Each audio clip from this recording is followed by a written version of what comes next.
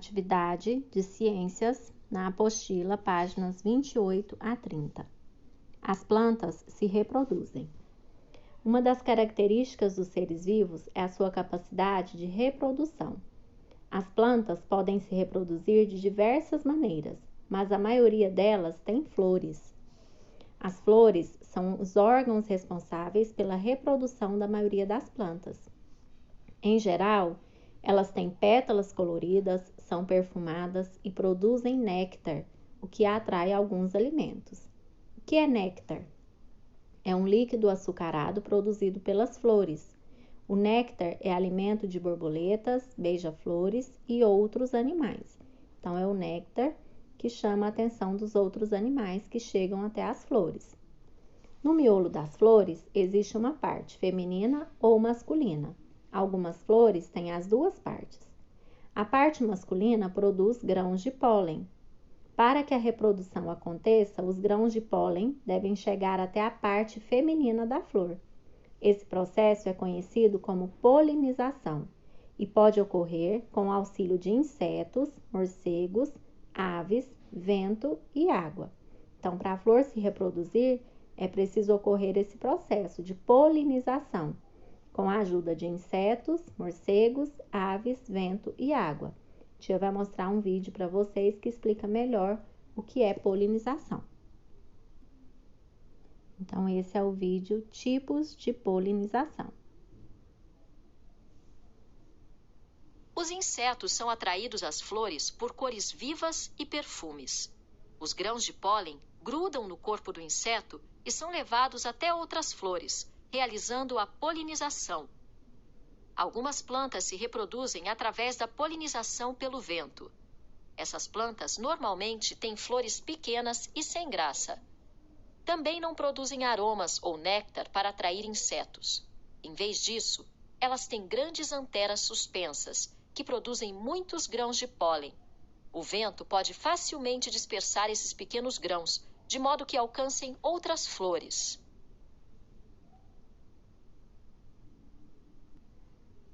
Viu só? Esses são exemplos de polinização. Como você pode observar aí nas imagens da página 28, nós temos aí a borboleta e a abelha. Ao visitar as flores em busca de alimento, a borboleta carrega os grãos de pólen de uma flor para outra. Então, quando ela vai de uma flor para outra, ela leva os grãos de pólen. A abelha, com o corpo coberto de grão de pólen. Olha aí, ela não está com os pozinhos amarelos, isso aí são os grãos de pólen, que ela também leva de uma flor para outra. Depois que o grão de pólen chega à parte feminina da flor, através de insetos, morcegos, aves, ocorre a fecundação, que é a união das estruturas reprodutivas masculina e feminina. Dessa união surge o embrião, que fica protegido dentro da semente, onde vai surgir uma nova planta. Então, a semente resulta da fecundação. Dentro dela está o embrião, que originará uma nova planta. A parte feminina da flor se desenvolve e se transforma em fruto.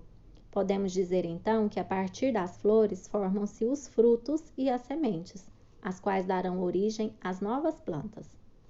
Após a fecundação, a flor passa por transformações. As pétalas murcham e caem, e a parte feminina da flor se desenvolve, formando o fruto. As sementes ficam protegidas dentro do fruto. Os frutos protegem as sementes e podem ajudar a espalhá-las. Alguns frutos se abrem e lançam as sementes no ar. Outros são comidos por animais que eliminam as sementes com as fezes, espalhando-as pelos lugares por onde passam. Esse processo é conhecido como dispersão. Então, o que é dispersão? É quando alguns frutos se abrem e lançam as sementes no ar. E outros são comidos por animais que eliminam as sementes com as fezes. Então, através dessas sementes vai nascer uma nova planta. Então, esse é o processo de dispersão. Os frutos se formam a partir das flores. Então, tem as flores, elas vão se transformando em frutos. Seção Lápis na Mão, número 1. Observar a vida de animais e plantas é uma inspiração para muitos poetas. Leia o poema O Beija-Flor e depois faça o que se pede. O beija-flor bate as asas tão depressa, zumbindo de flor em flor, provando cada sabor assim que o dia começa. Beija-flor jamais descansa, porque nunca enche a pança. Então, esse é um poema de Marcos Bagno. Letra A, na página 30. A frase a seguir é um resumo do poema. Leia com atenção e risque as palavras que não estão de acordo com o poema. Então, nós vamos ler e cada pedacinho do poema tem 2 palavrinhas e uma você vai riscar que não quer dizer, que não tem a ver com o poema, não está de acordo com o poema. O poema narra uma cena em que o beija-flor está parado, voando. Ele está parado ou voando? Em busca de alimento ou descanso? Durante a manhã ou tarde? Então, você vai reler o poema e vai riscar as palavrinhas que não estão de acordo com o poema. Letra B. Qual é o alimento que o beija-flor busca nas flores? Então, qual o alimento que a tia falou para vocês que chama a atenção dos animais, né? Que é um líquido açucarado produzido pelas flores. Qual o nome desse alimento? Letra C. Ao se alimentar, o beija-flor também auxilia na reprodução das plantas, levando pólen de uma flor para outra. Esse processo chama-se... Como se chama o processo em que o animal leva o pólen de uma flor para outra? Que a tia passou o vídeo para vocês. Número 2. A cutia é um roedor que se alimenta de frutos e sementes, como o pinhão. Então, esse animalzinho aí que você está vendo na fotografia é a cutia. Após se alimentar, esse animal tem o hábito de enterrar as sementes que sobram, provavelmente para comer depois. No entanto, muitas das sementes enterradas germinam e dão origem a novas plantas. Sem saber, a cutia planta as árvores que produzem seu alimento. Então, por que fala que ela planta as árvores? Porque ela enterra as sementes para comer depois. Então, com o tempo, essas sementes dão origem a novas plantas. Você sabia?